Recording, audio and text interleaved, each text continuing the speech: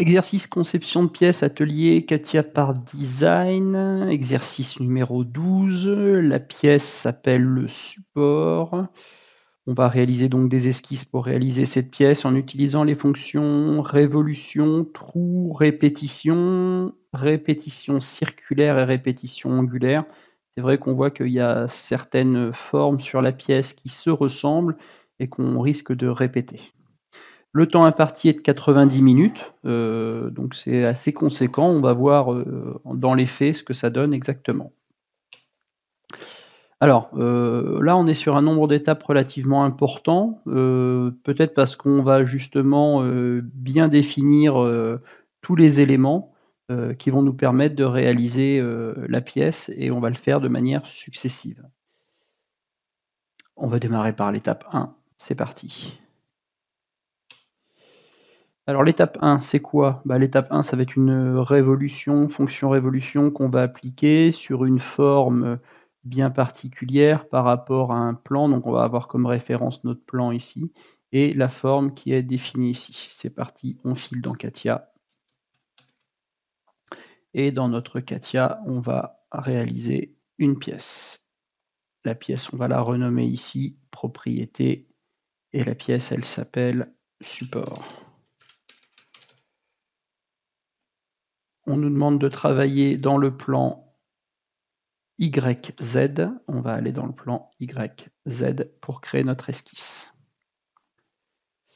Voilà. Alors, la forme de notre esquisse, si on la note un tout petit peu, ici, qu'est-ce qu'on a? Donc, on part pas du centre. Remarque, tout est coté au diamètre, donc on sera bien vigilant quand on positionnera nos cotes. Trait horizontal, attention, j'ai un décrochement qui se fait ici, donc un trait horizontal, un trait vertical, un décrochement, un trait vertical, un trait horizontal. Ensuite, j'ai un raccordement qui est fait par une arête circulaire, une partie de trait.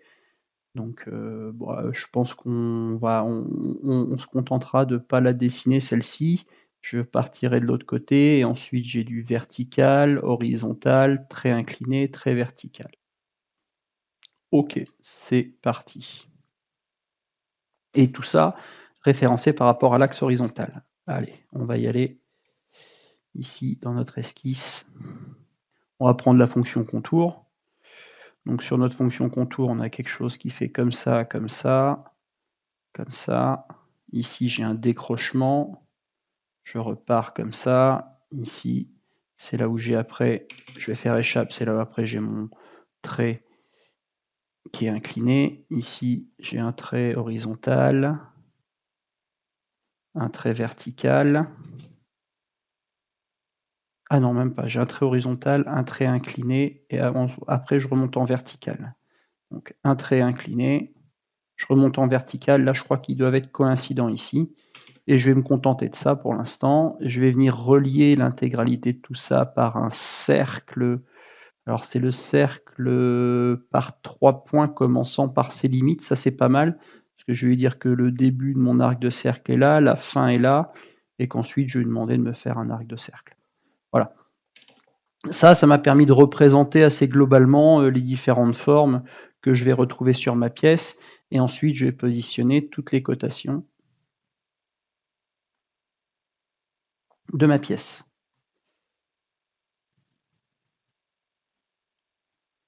Je vais positionner toutes les cotations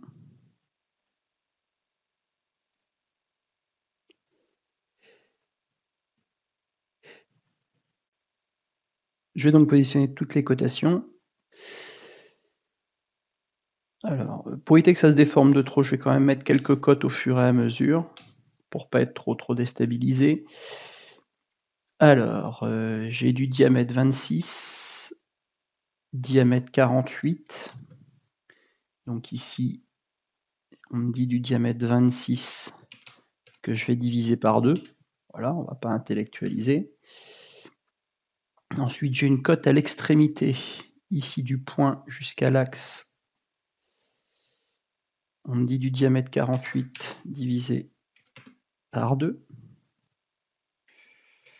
J'ai une épaisseur de 3 que je vais commencer déjà à mettre ici aussi. Comme ça, ça va me mettre du vert un peu partout. Voilà.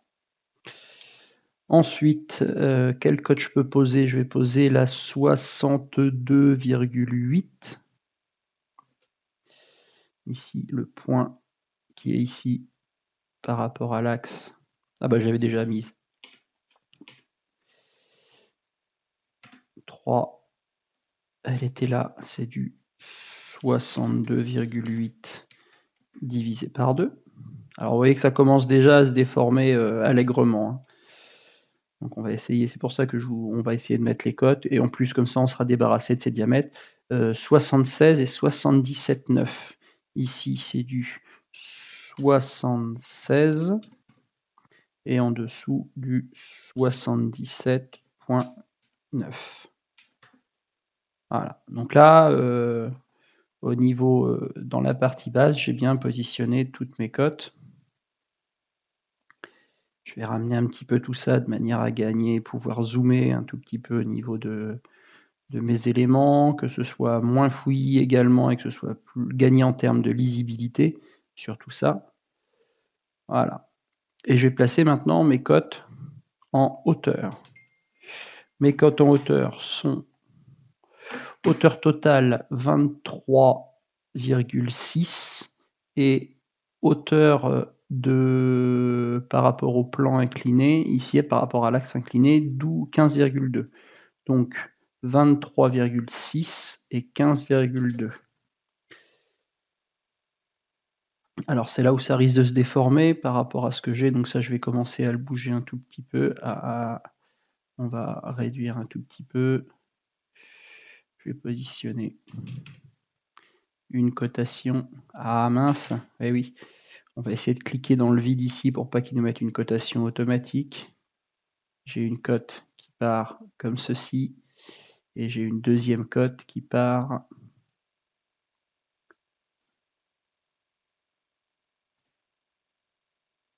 non, ça doit pas être celle-là. Bah oui, non, ça peut pas être celle-là parce que si j'ai déjà la cote de 3, c'est forcément pas celle-ci. Alors on va la mettre, hein, on va y aller doucement. Voilà, 23,6. Je vais positionner la cote de 13,1 aussi, comme ça j'aurai réglé la hauteur de mon épaulement. Ça va être assez simple.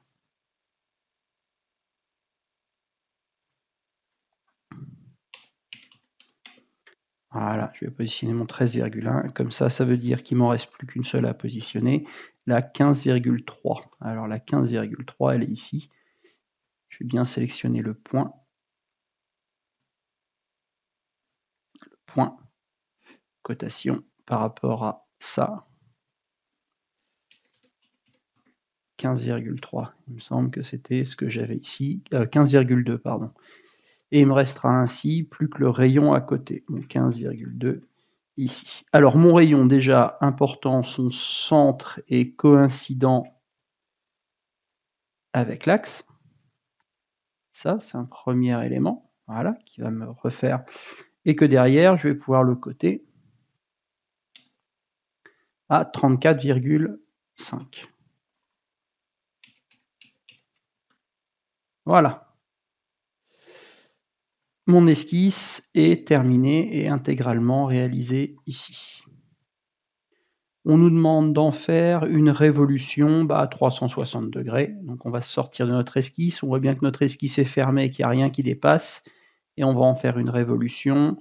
Axe de rotation, l'axe c'est l'axe vertical de mon... On va sélectionner, est-ce qu'on va réussir à le sélectionner, mon axe vertical? Alors, il n'est pas toujours facile à chercher, à réussir à avoir. Voilà, vous cliquez bien sur l'axe vertical comme ceci et vous avez la forme qui commence, si je regarde l'aperçu, qui apparaît. OK. Notre révolution est terminée, on peut passer à l'étape numéro 2 sur laquelle, donc sur mon étape numéro 2, on est sur la face, sur le plan supérieur de ce que je viens de dessiner et on me demande de faire, alors attention, l'extrémité ici n'est pas plate mais c'est bien un arrondi. Donc l'arrondi que j'ai ici, de ma pièce, avec une forme de 15 mm et qui est centrée par rapport au comme ceci. Donc ici, Plusieurs, encore une fois, il n'y a pas qu'une seule solution. Moi, ce que je pense, c'est qu'on va dessiner un rectangle ici, que sur mon rectangle, je vais venir gommer l'extrémité et que ici, je vais bien utiliser mon arc de cercle par 3 points que j'ai utilisé tout à l'heure et qui me paraissait pas mal. Voilà. Voilà comment je réalise ma forme. Qu'ensuite, je vais créer des contraintes, la contrainte de 15 mm d'épaisseur que j'avais ici. Et qu'en plus de ma contrainte de 15 mm que j'avais ici, je vais rendre tout ceci symétrique. Qui me reste derrière à côté mon rayon, ici. Alors le rayon, il a pour centre, il est coïncident ici, mon rayon c'est du rayon de 60 et qu'il est coïncident avec l'axe. Alors c'est ça, est-ce que ça va bien se déformer ici? Parce que je vais virer d'abord ma cote, sinon il va nous faire quelque chose d'affreux. Je vais d'abord lui dire que ça et ça, c'est coïncident. Alors je vais même prendre le centre, voilà, et ça c'est coïncident. Est-ce que ça passe ça? Voilà. Et qu'une fois que j'ai dit que c'était coïncident, je vais pouvoir lui définir le rayon. Si j'avais laissé le rayon, il n'aurait pas accepté de me le déplacer, il aurait fait quelque chose d'excessivement grand. Voilà, maintenant je peux lui définir mon rayon de 60. Et il restera un trait blanc ici, oui, parce que, le trait blanc, encore une fois, le trait blanc, on peut le contraindre intégralement comme ceci, ça me paraît pas mal de le contraindre. Voilà, comme ça, j'ai quelque chose qui est vert et qui risquera pas de se déplacer, que si je modifie le diamètre ici, mon trait va automatiquement bouger si je le déclare comme étant coïncident. Et ça, on en fait une extrusion de 10 mm. Allez, on va extruder ça de 10 mm. On n'est pas dans le bon sens, on change le sens, on change la valeur, on regarde l'aperçu et ça roule.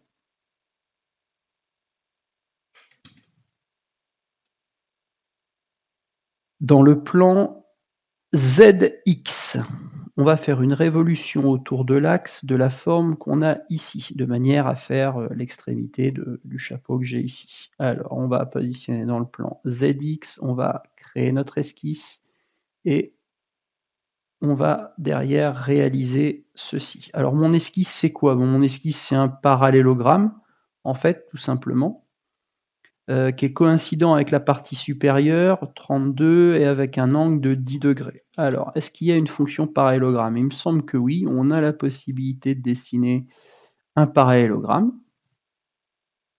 Alors, je regarde bien dans la partie basse, là, pour voir ce qui m'indique, juste en dessous les barres d'outils. Sélectionner le point pour indiquer la position de départ.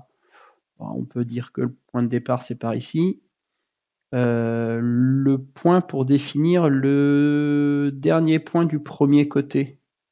Il était dans quel sens notre parallélogramme? Oui, il est comme ça. Donc on va le mettre comme ça. Et après, on va l'étirer. Voilà. Bon, ça, c'est pas mal. Ça, c'est pas mal. Pour un bon début, déjà, c'est pas mal. Parce que après, ça, je sais que c'est coïncident. Donc ça va vite. Je vais avoir les cotations et l'orientation éventuellement à indiquer de 10 degrés. Je vais avoir 10 degrés ici à indiquer. De 11, je passe à 10, voilà. Et j'ai tout qui va se déformer. Donc, utilisez automatiquement la fonction parallélogramme. Sinon, vous allez créer, si vous faites trait par trait, le parallélisme ne va pas forcément suivre. Il y a plein de choses qui ne vont pas suivre et ça risque d'être assez compliqué. On a une largeur de parallélogramme de 4,5. Et ensuite, on a son positionnement. Alors, on a côté quoi? On a côté l'extrémité à diamètre 124. Donc, on va prendre notre diamètre 124 qu'on va diviser par 2. On a côté entre l'axe et le point ici. On a mis du diamètre 124. Donc, on va être sur du 124. On va éditer notre cote. On est sur du 124 qu'on va diviser par 2. Voilà.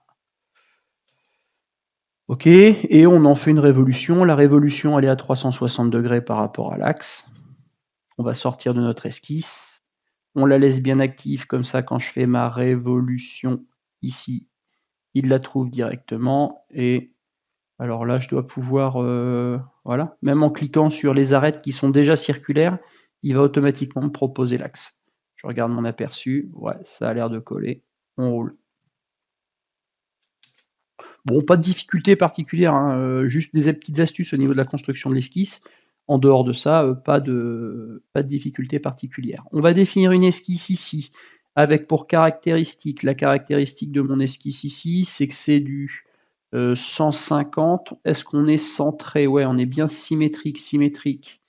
150 par 150 et on va nous demander de projeter le centre ici, on est en dessous et avec des rayons de 15. Alors, ouais, bon, ça se fait bien, hein, à mon avis, hein. Là, il y a pas de difficulté, donc on pense bien à retourner la pièce ici, on va se positionner là, on va créer une esquisse. Première partie. Deuxième partie, on nous demande de projeter, alors, de projeter l'arête intérieure. On va projeter l'arête intérieure, ici. Alors, pas les deux, une seule, voilà. Ici, je vais faire une projection d'esquisse, j'ai un trait jaune qui apparaît. Et ensuite, on a la forme à réaliser. Alors la forme, j'ai ma petite idée aussi là-dessus. Moi ici, à mon avis, comme c'est du 150 par 150, le rectangle centré, il va aller bien parce que je vais prendre mon rectangle ici et mon rectangle, je vais automatiquement, et il sera automatiquement centré. Que sur mon rectangle, je vais positionner le 150 par 150. Alors je vous conseille ici, comme on va faire des modifications au niveau des dimensions, de bien prendre les traits. Pas prendre qu'un seul trait, mais bien prendre deux traits. 150 par 150. Et sur ces éléments, ici, il va falloir qu'on vienne y greffer des cercles de diamètre 30 ou de rayon de 15. Donc ici, je vais prendre ma fonction cercle. Moi, je prends directement un cercle, hein, vous embêtez pas à faire. Je vais prendre un cercle comme ceci. Alors, ils sont 4 extrémités. 2, 3 et 4. On va les coter. Rayon, donc on nous propose une cotation au rayon, on va coter au rayon.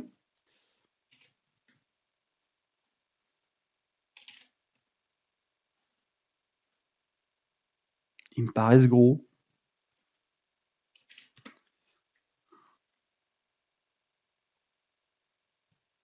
Non, peut-être. Ok. Ensuite, tout simplement, je vais indiquer. Alors, on va pas mettre 2 fois la valeur parce que ça va pas le faire sinon. Et ensuite, je vais indiquer que ça et ça, c'est tangent. Et je vais répéter ça un peu partout.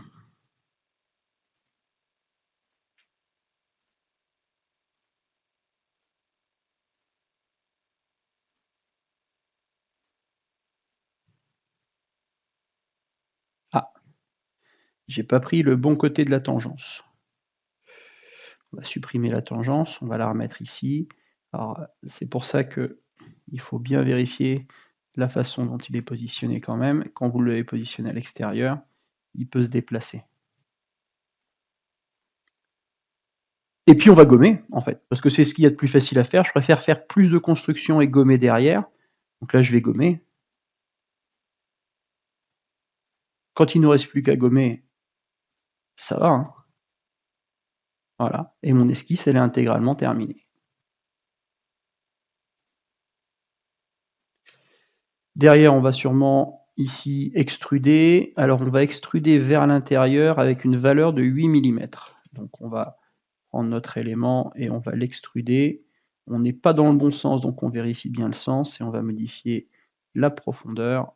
Ici, on est bien à 8 mm. Voilà comment on a réalisé notre partie de pièce. On va commencer à sauvegarder ici parce qu'il y a pas mal de boulot déjà. Ah, on l'avait même pas sauvegardé? Ah voilà, c'est pas bien. C'est l'exercice numéro 12 et c'est le support, donc je sauvegarde. Alors on va commencer les trous. Dans l'arbre de construction, sélectionner extrusion 1, puis définir l'objet de travail. OK, on va sélectionner 2 arêtes et cliquer sur la fonction trou. On va créer un trou. Changer la valeur pour indiquer un trou de diamètre 8 et de profondeur. Alors on va faire un trou taraudé débouchant, diamètre 1,8 et profondeur de taraudage. D'accord. Et comment il est coté? Il est coté à 43 et à 8. Donc ici, on va revenir là. L'extrusion 1, définir l'objet de travail. Alors l'avantage de définir l'objet de travail, c'est que ça vous, normalement, ça vous supprime le reste, mais ça vous le supprime pas réellement. Pas de panique, hein, si vous voyez plus que ça. On va sélectionner nos 2 arêtes, on va prendre notre fonction trou. On va cliquer ici.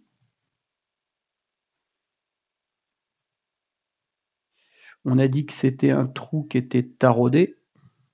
C'est ce qu'on nous a dit, hein, j'ai pas... Voilà. Donc déjà, on va le positionner à 43 et à 3. Ça déjà, première chose, ça peut être pas mal. Donc on va revenir ici et on va le positionner.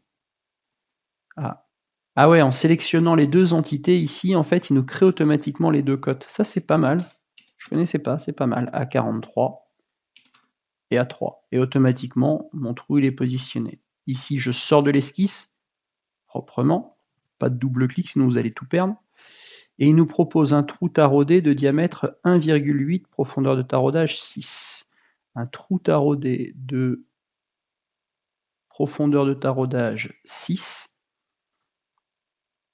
diamètre nominal 1,8.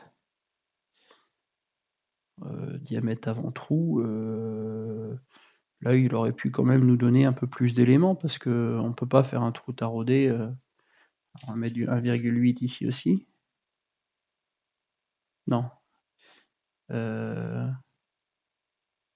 Alors, qu'est-ce qu'on n'a pas bien fait? Pourquoi j'ai pas accès au diamètre ici? Ah, tout simplement parce que ici j'ai la valeur qui n'est pas indiquée. Bon, pour un trou de 1,8, on va dire que mon pas il va être globalement de 0,3 ici. On va indiquer un pas de 0,3 ici. Il manque quand même certaines informations pour se retrouver. La profondeur, on nous dit rien. Est-ce qu'on va le mettre débouchant à ce moment-là? Comme ceci. Voilà. Moi je l'ai mis débouchant. On va voir par la suite ce qu'il nous propose. Mais il nous manque quand même quelques informations parce que moi je veux bien faire un trou taraudé, mais il aurait fallu quand même. On n'est pas sur du standard là, le 1,8 c'est pas super limpide. Donc ensuite on va utiliser la fonction répétition. Alors répétition ici rectangulaire de notre trou qu'on vient de réaliser avec dans la première direction. Alors première ou deuxième direction, c'est vous qui sélectionnez le sens de vos directions. 3 répétitions à 6,5 et de l'autre côté 2 répétitions à 9. Donc ici je vais prendre mon trou, je vais faire une répétition. Première direction, on a dit 3 répétitions à 6,5 et je vais lui donner la direction. Seconde direction, il m'en faut 2 ici avec un espacement de 9. Alors, pour aller sélectionner la deuxième direction, il nous propose quoi? La deuxième direction, la face indiquée, il prend directement, on peut lui prendre la face comme ça et ça le dérange pas? Ah ouais, d'accord, super. Ah, moi je prenais toujours des arêtes, mais là la face ça n'a pas l'air de le déranger. Ok, la répétition elle est bien faite. Comme ceci. J'ai bien mes 6 trous qui sont représentés comme ceci. Ok. Alors, créer une droite perpendiculaire au plan XY passant par l'origine et effectuer une répétition, une droite dans le plan XY. Alors notre plan XY c'est celui-ci, passant par l'origine. Bon, oui, pourquoi pas, hein, c'est possible. On va créer ici. Alors, non, même pas, parce que la droite, je pouvais plutôt créer une droite ici. Point 1, une droite. Alors déjà, je ne vois pas réellement pourquoi il a besoin d'une droite, en fait, là, ici. Définir répétition circulaire de l'extrusion numéro 1. Ouais. Référence axiale, ouais, à 90 degrés, en fait. On veut 4 éléments à 90 degrés, et la même chose pour les trous. Alors, bon, pour moi, je pense qu'on n'a même pas besoin de cliquer de droite, parce que quand vous faites une répétition circulaire, si ici, je prends l'extrusion 1, que j'en fais une répétition circulaire, normalement, le seul élément, donc on va 4, et les 4, on va les positionner à 90 degrés. La direction de référence, si je prends le plan, normalement ça marche. Hein, donc, là, on a intellectualisé la chose, je pense, pour pas grand-chose. Et ensuite, on nous propose de définir la répétition circulaire des trous. Donc ici, on va prendre la répétition circulaire des trous, référence axiale, donc on en fait 4, éléments à copier. Donc ici, pour faire notre répétition des trous, c'est ici qu'on va avoir besoin de la droite. Donc on va quand même être obligé de construire une droite pour pouvoir faire notre répétition de trous. Alors pour construire notre droite elle est là. Et on nous demande la droite, on nous demande de la créer perpendiculaire au plan XY passant par l'origine. Donc on va déjà construire l'origine. On va construire l'origine en définissant un point.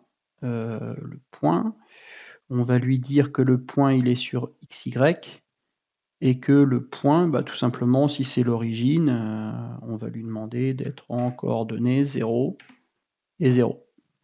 Voilà, je me retrouve bien avec un point normalement, voilà. Si je regarde, j'ai un point qui a été créé ici.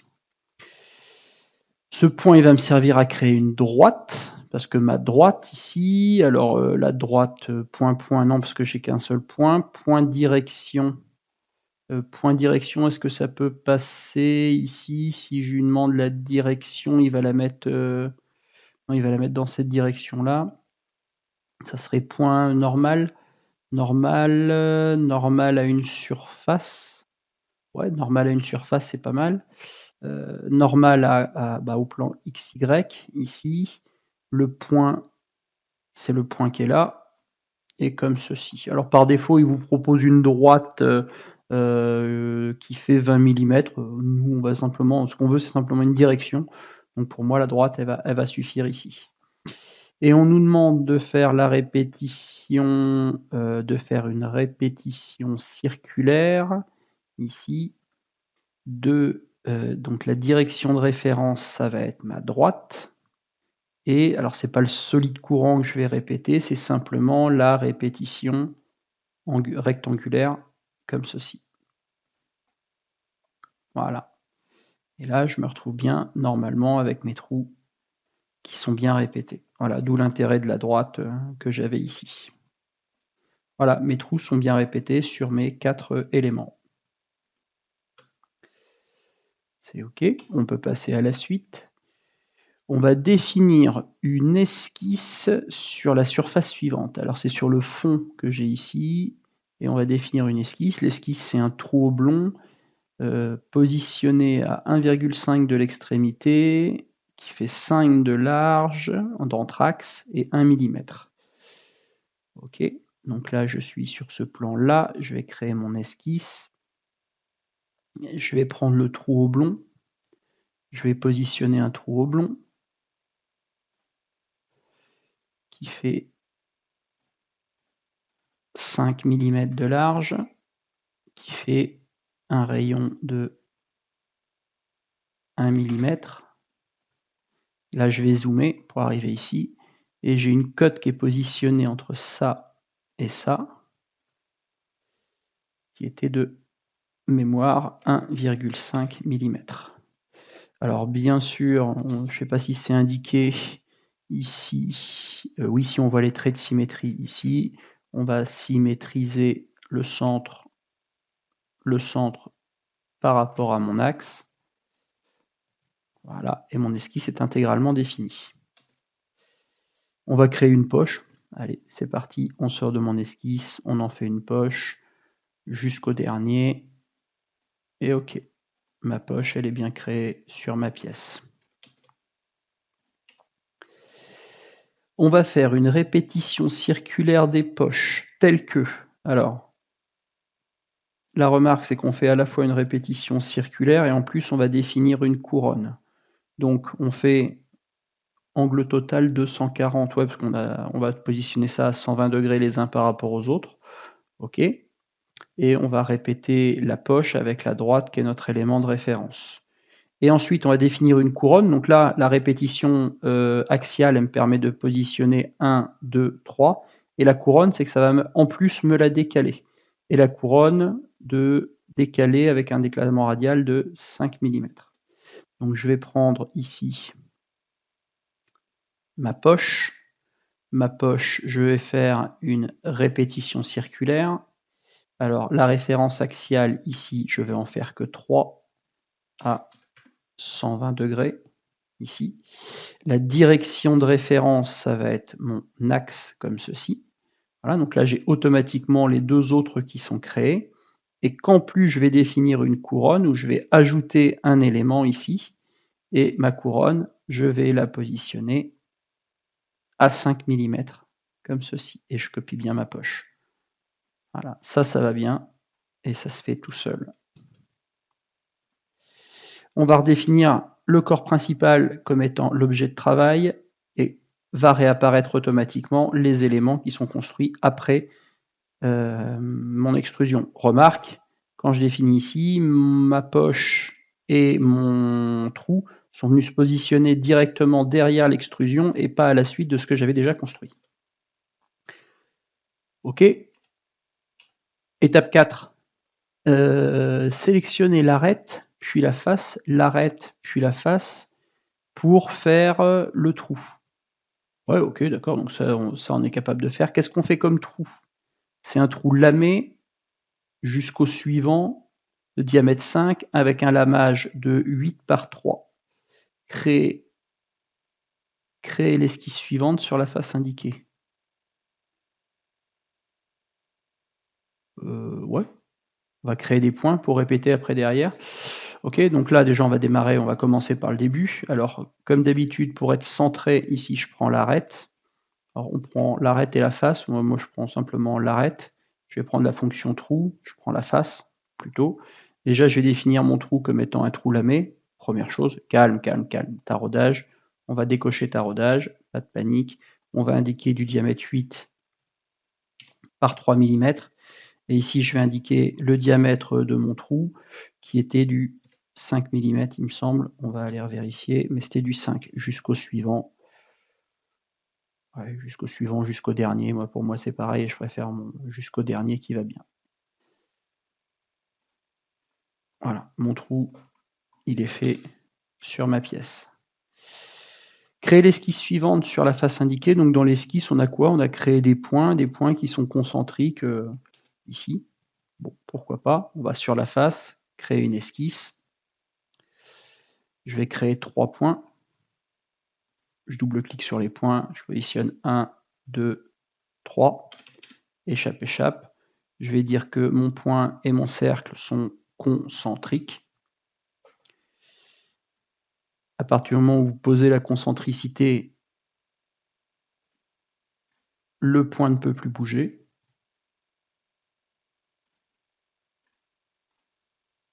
Sors de mon esquisse, j'ai bien 3 points qui apparaissent. Alors, et on va faire une répétition du trou en utilisant l'esquisse définie de la page précédente. Et donc le bouton, c'est un bouton un peu spécial avec un trait ici. Donc la fonction, c'est celle-ci. Alors on l'utilise, c'est une répétition personnalisée. Nombre de positions. Nombre de positions, on va sélectionner nos trous. Ok. Alors là, pas de panique parce que là, il répète tout. Composant à copier. Le composant à copier, c'est le trou par contre. Simplement le trou. Et l'ancrage, pour moi, pas de position. On va simplement faire ça. Mon aperçu, il se fait bien. Et voilà. Donc ça, c'est intéressant, cette fonction-là, répétition personnalisée, quand vous avez des trous un peu particuliers ou des éléments un peu spéciaux qui n'ont pas des valeurs particulières, vous créez une esquisse avec des points et il va automatiquement sélectionner les points pour venir se positionner dessus. On passe et on termine avec l'étape 5 sur laquelle on va créer des congés de 5 mm sur mes arêtes. Alors là, on est quand même dans quelque chose qui est assez simple par rapport à ce qu'on vient de traiter avant. N'oubliez pas de rester contrôle pour faire plusieurs sélections. On est sur un rayon de 5, c'est fait. Pareil, un congé d'arête, on va définir un congé d'arête sur le Définir le congé direct avec un rayon, donc on est sur le plan ici. Donc ici, si je prends ça, il va automatiquement me prendre ça. Et j'ai aussi les arêtes qui sont là. Alors, si on prend les plans comme ça, alors par propagation, ah ouais, mais il me demande pas d'arrondir le dessus. Ouais, non, donc ça va pas ma technique. Je vais bien être obligé de sélectionner les arêtes une par une. Alors là, c'est un peu fastidieux, je le reconnais.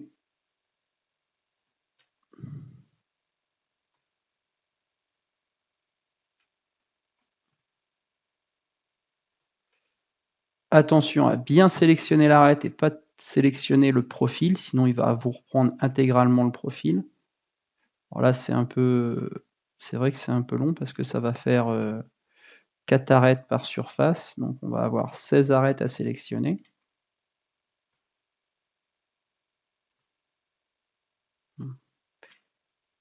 Et voilà, et la connerie qu'il fallait pas faire, c'est celle que je viens de faire, me permettant de sélectionner tous les éléments. Bon, on va y aller doucement, on va commencer par ça, on va déjà mettre un rayon ici, aperçu, ok, voilà. Et ensuite, une fois que ma fonction existe ici, je vais lui rajouter, ça me permet d'éviter. Et ouais, là il m'a pris le plan supérieur, et le plan supérieur, est-ce qu'on le veut? Il me semble qu'on ne nous le demande pas.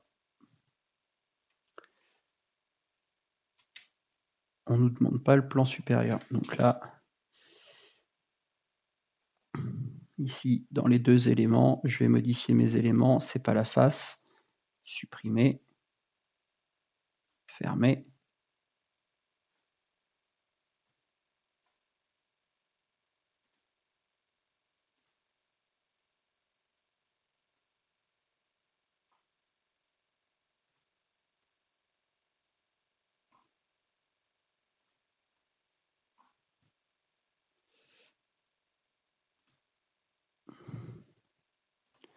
Alors pourquoi j'utilise directement cette stratégie-là avec la boîte de dialogue ouverte, c'est que au fur et à mesure, si je me plante dans mes sélections, j'aurai l'opportunité de les supprimer par la suite et d'en ajouter s'il m'en manque également.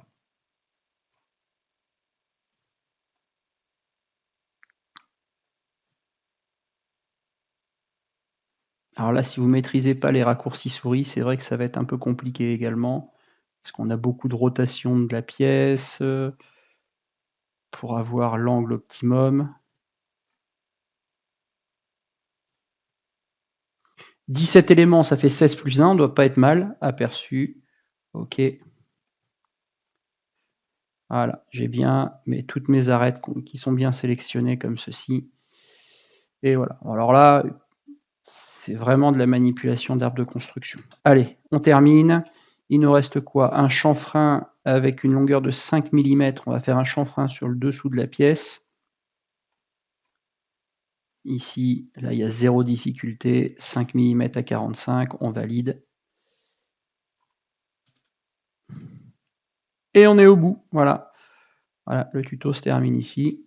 Si je regarde un peu ma pièce, on est bien arrivé à la fin de mon support.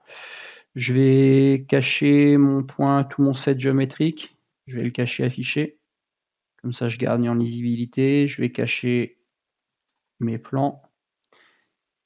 Et je mets un coup de sauvegarde pour ça. Exercice numéro 12 terminé.